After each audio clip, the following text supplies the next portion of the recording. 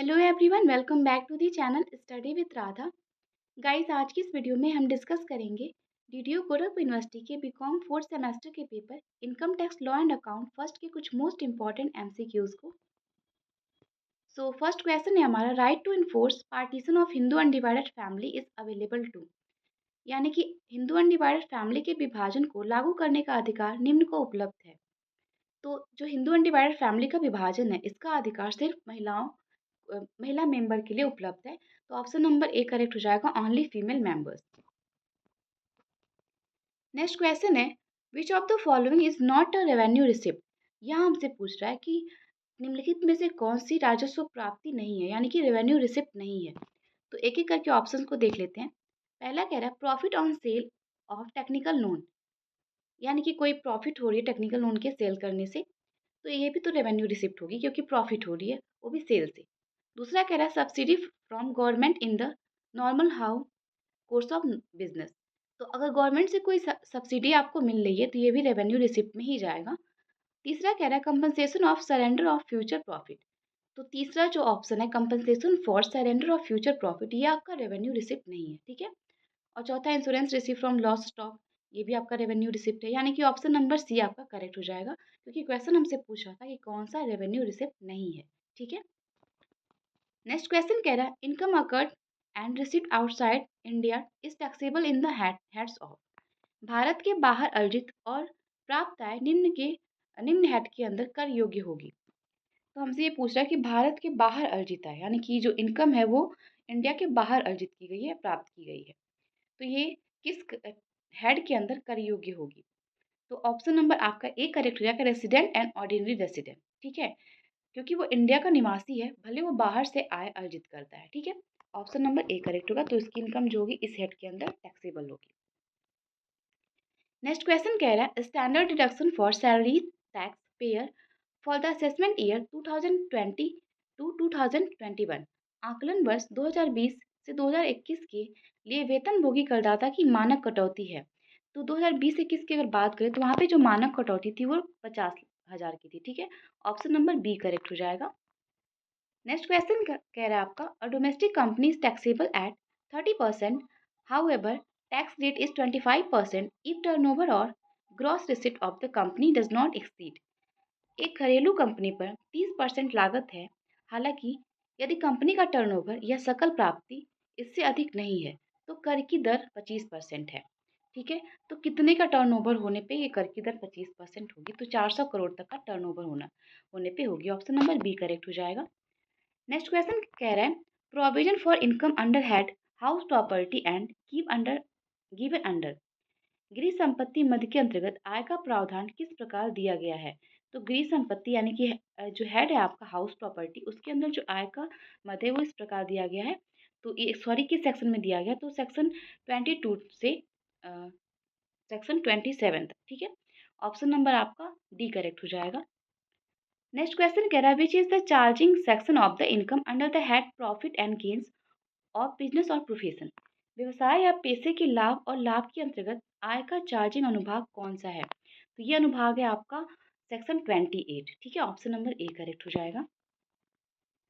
Next question कह रहा है the benefit of exemption under section 54 is available to. यानी कि धारा 54 के तहत छूट का लाभ उपलब्ध है। तो धारा 54 के तहत जो एजम्पशन है वो इंडिविजुअल के लिए भी है और एचयूएफ के लिए भी है, यानी कि आपका ऑप्शन नंबर डी करेक्ट हो जाएगा, बोथ इंडिविजुअल एंड एचयूएफ दोनों को। ये जो 54 की जो एजम्पशन है दोनों को मिलती है। नेक्स्ट क्वेश्चन कह रहा है आपका embezzlement of cash is a money lending business shall be treated as. धन उधार देने के व्यवसाय में नकदी के गबन को किस प्रकार माना जाएगा। यानी कि धन उधार देना व्यवसाय में नकदी के गबन है, नकदी का अगर कोई गबन हो रहा है यानी कि इम्बेलमेंट हो रहा है तो ये किस तरह से ट्रीट किया जाएगा। तो ये ट्रीट किया जाएगा revenue loss incident on to business, ठीक है, यानी कि तरह का रेवेन्यू लॉस माना जाएगा ये, ठीक है, बिजनेस भी संयोग में। तो ऑप्शन नंबर आपका सी करेक्ट हो जाएगा। नेक्स्ट क्वेश्चन कह रहा है which of the following income from house property is not exempted from tax. गृह संपत्ति में से निम्नलिखित में से कौन सी आय कर से मुक्त नहीं है।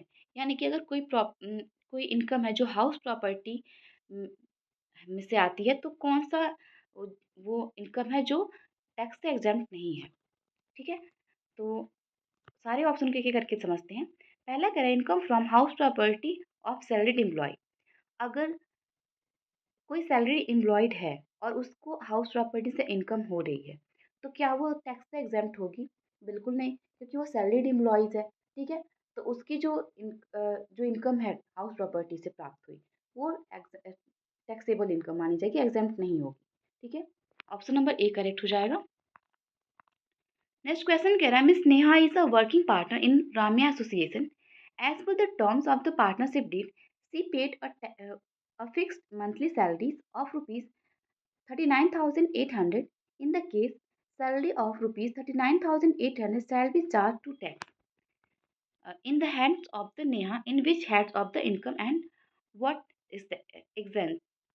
यानी कह रहा है क्या कि नेहा है वो रमैयान एसोसिएशन में वर्किंग पार्टनर है और साधारी विलेख की शर्तों के अनुसार इन्हें 39,800 रुपए का एक निश्चित मासिक वेतन दिया जाता है। इस मामले में जो ये वेतन है वो किस में लिया जाएगा? तो इनको एक निश्चित वेतन मिल रहा है, ठीक है? तो ये किस में लिया जाएगा? तो ज़ाहिर-सी बात है ये आपका आ जाएगा option number D, profit and gain of business और प्रोफेशन। यानी कि जो इनको सैलरी मिल रही है रेगुलर बेसिस पे मिल रही है, वो under the head profit and gains of business और प्रोफेशन में जाएगा और ये फुली टैक्सेबल होगा, ठीक है? ऑप्शन नंबर डी करेक्ट हो जाएगा। नेक्स्ट क्वेश्चन कह रहा है which of the following losses available after inter source set of can not be set of from income in the other had in the same assessment year.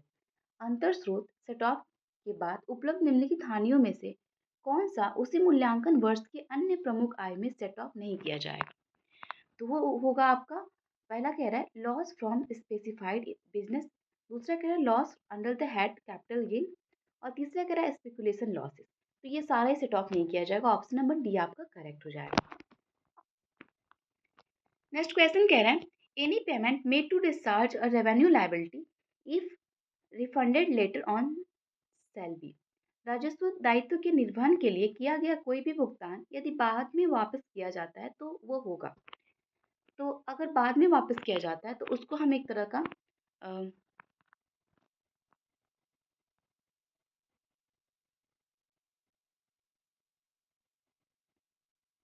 वो आपका revenue receipt माना जाए क्योंकि ये बाद में भुगतान किया जा रहा है, ठीक है?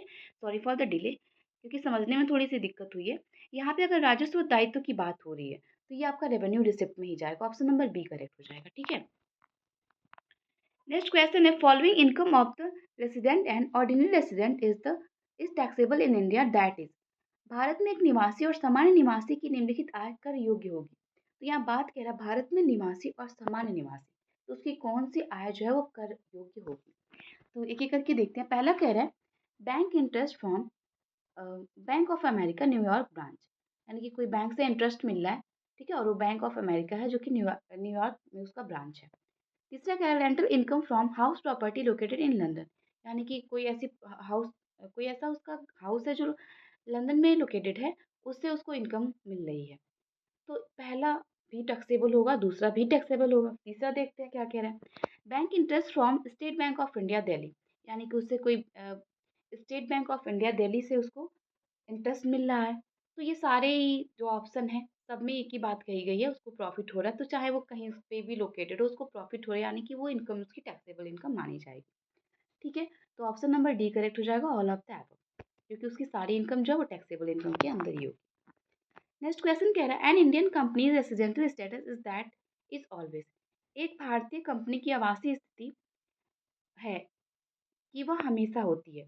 तो यहाँ पे कह रहा है कि एक भारतीय कंपनी की आवासीय स्थिति, तो ज़ाहिर-सी बात है भारतीय कंपनी है, तो उसकी आवासीय स्थिति रेसिडेंशियल ही होगी, ठीक है? ऑप्शन नंबर बी करेक्ट हो जाएगा रेसिडेंशियल।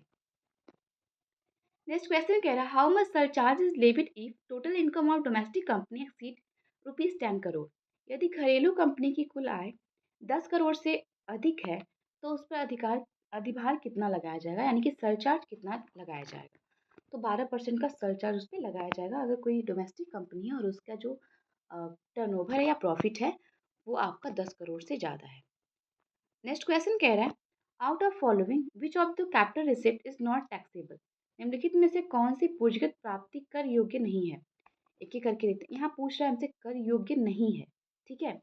तो पहला कह रहा है amount of rupees 3 lakhs on by the way of lottery games puzzle, यानी कि कोई अमाउंट जो उसको लॉटरी गेम पजल से मिल रही है और उसका अमाउंट है 3 लाख, तो क्या ये टैक्सेबल होगी? तो हाँ, ये कैजुअल इनकम है, ठीक है? तो ये टैक्सेबल मानी जाएगी। क्यों? कैजुअल इनकम में आपने पढ़ा होगा, कैजुअल इनकम हमेशा टैक्सेबल ही होती है। दूसरा कह रहा है amount of 2 lakh receive by the way of gift from relative. हाँ, ये थोड़ा-सा समझने वाली बात है कि 2 लाख रुपए अगर किसी को गिफ्ट के रूप में उसके रिलेटिव से मिल रहा है, तो क्या ये टैक्सेबल होगा या नहीं होगा? पहले पूरे ऑप्शन को समझते हैं, फिर देखते हैं। तीसरा कह रहा है capital gain of rupees 20 lakh, तो कैपिटल गेन भी आपका टैक्सेबल इनकम होता है, आपने पढ़ा है। और चौथा कह रहा है amount of rupees 1 lakh receive by the way gift from the friend and marriage anniversary. Friend के मैरिज एनिवर्सरी पे आपको 1 लाख का रिसीव हो रहा है, तो इसमें आपका जो ऑप्शन नंबर बी है, वो आपका टैक्सेबल नहीं होगा, ठीक है? क्योंकि ये जो कह रहा है कि 2 लाख गिफ्ट के रूप में रिलेटिव से मिल रहा है, ठीक है? नेक्स्ट क्वेश्चन कह रहा है for availing assumption under section 54 which amount is eligible for availing assumption subject of capital gain amount exceed rupees 2 crore. धारा 54 के अनुसार छूट प्राप्त करने के लिए कौन सी राशि छूट प्राप्त करने के लिए प्राप्त है बशर्ते पूंजीगत लाभ 2 करोड़ से ऊपर है, ठीक है? तो आपका यहाँ पे ऑप्शन नंबर ए करेक्ट हो जाएगा। ए क्या कह रहा है देख लेते हैं। ए कह रहा है purchase construction on one residential house property up to due date of the return of income and deposit in capital gain account scheme up to due date of the return of income, ठीक है? तो आपका ये option number A जो है वो taxable income माना जाएगा। तो ये थे हमारे आज के सारे क्वेश्चन। आई होप आपको सारे क्वेश्चन समझ में आए हों, अच्छे लगे हों। मिलते हैं नेक्स्ट वीडियो में कुछ और इंपॉर्टेंट क्वेश्चन के साथ। Thank you, have a good day.